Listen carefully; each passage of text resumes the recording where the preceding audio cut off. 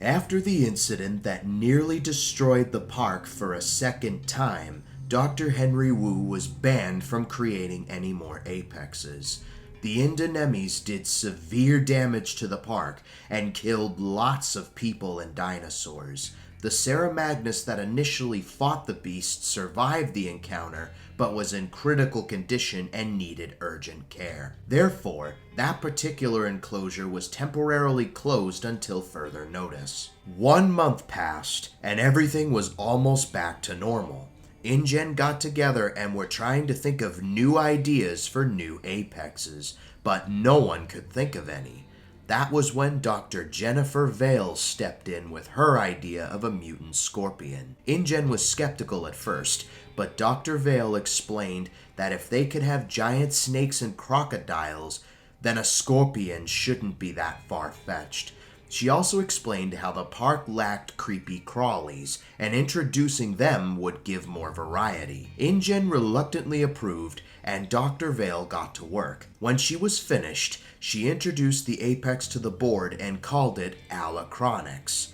To their surprise, it was probably one of the smallest apexes to date, only coming in at around 4 feet tall. One of the board members asked if there were more of them, but Dr. Vale said that this specimen killed the others. This worried the board due to past experiences with dinosaurs killing their own species, but were willing to give the scorpion a fair trial. The Alacranix was placed in a relatively small tank, but it was still large enough for the critter to roam around in.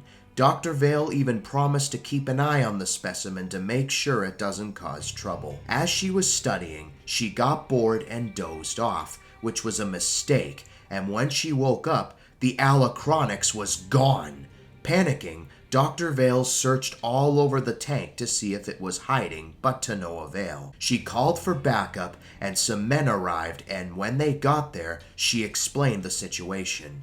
As she explained, they heard a loud roar. It was Mortem Rex, but something was off. The sound the beast made today wasn't the typical dominance roar, but more of a roar in pain. The roar was followed by a loud crash, and the ground shook.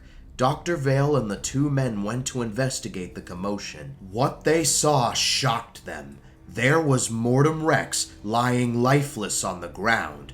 At first they thought it was dead, but Dr. Vale then heard breathing coming from the carnivore.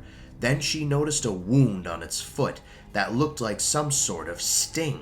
The men called for backup to get the Mortem Rex transported into an enclosure for treatment, but not before Vale extracted some of the venom to study it. She had to pass by the Alacranix tank to get back to her lab, and that's when she saw it. The Alacranix was back in its tank. She then put 2 and 2 together that Alacranix stung Mortem Rex. More curious than ever now, Dr. Vale went back to her lab to study the venom sample. It was unlike anything she had ever seen, and it was more potent than even the most powerful tranquilizers.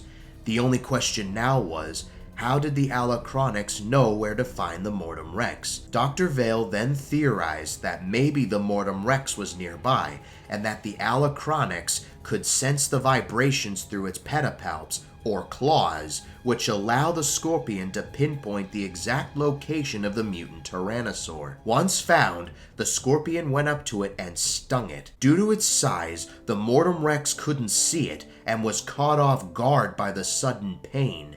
When the venom kicked in, Mortem collapsed. Dr. Vale then noticed a tiny hole and realized that that was how the Alacranix got out in the first place. She then patched the tank to make sure it would never happen again. Meanwhile, the Mortem Rex was being treated and was still unconscious from the venom. The InGen board praised Dr. Vale for her work effort in bringing the scorpion to life, and even offered her the chance to create the next apex. She graciously accepted and got to work right away. As for the Alacranix itself, its venom would definitely come in handy a few more times later on.